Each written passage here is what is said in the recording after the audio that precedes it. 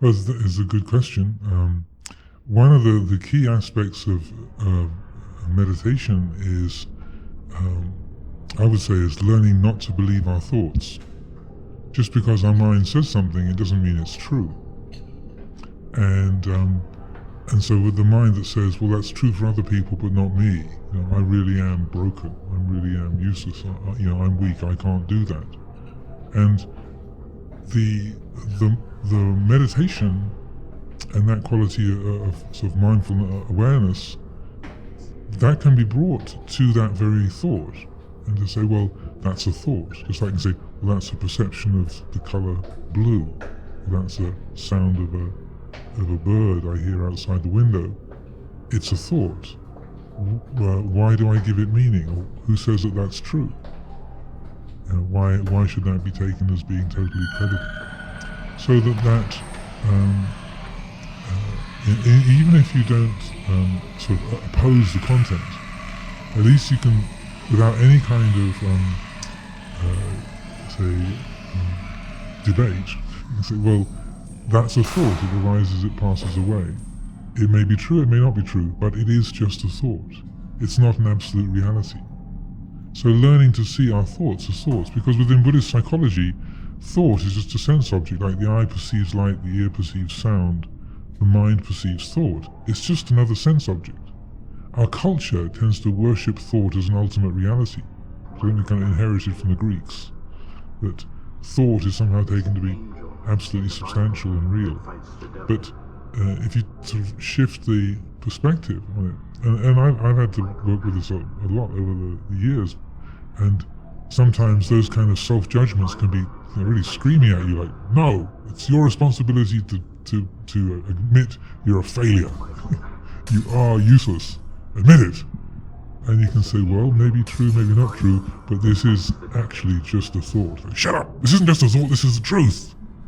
Well, that statement that this is, shut up, this is not a thought, this is the truth, that begins and ends. That arises and passes away. Whether it's true or not is a secondary issue, but this, in this moment, is a thought. It begins, it arises, it does its thing, it comes to an end. So you're looking and observing the actuality of what's present. And that is really very frustrating to the habits of self-view. No, it's your responsibility to hate yourself. You've got to admit, you're really an awful person or you're a useless person. But I would say those are deeply entrenched judgments. You can't just will them away. But what you can do with the meditation is to, in a sense, recognize, well, that's one voice in the mind. Thank you for sharing. And so, for myself, I use like a model of a committee meeting. That you put wisdom as the chair of the committee, and then if you've ever tried to conduct a committee meeting, probably a few of us have done here, it's important to, if you're going to be an effective chair, you've got to listen to all the voices around the table, even if some of them are completely wacky.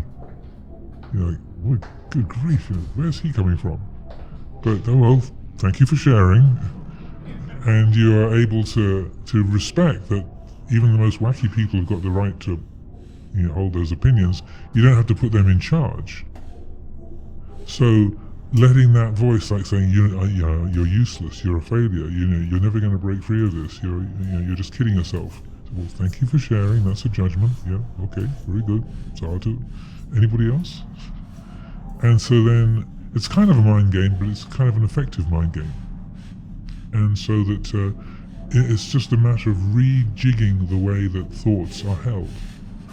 And I think just taking a simple phrase like, simply because I think it, it doesn't mean it's true. Get a t-shirt, print that on the front, or write it on your shaving mirror, and just to keep reminding yourself of that. And even if there's a lot of protestation in the mind that says, come on, you can't kid yourself, really, that say, well, thank you for sharing that as well. And just keep reflecting. Just keep bringing that quietly, steadily up, and then that has its effect if you're patient and keep applying that. Because You're not trying to make yourself believe something that isn't true. Rather, you're unveiling something that is true already. But the habits of thinking are judging in a particular way.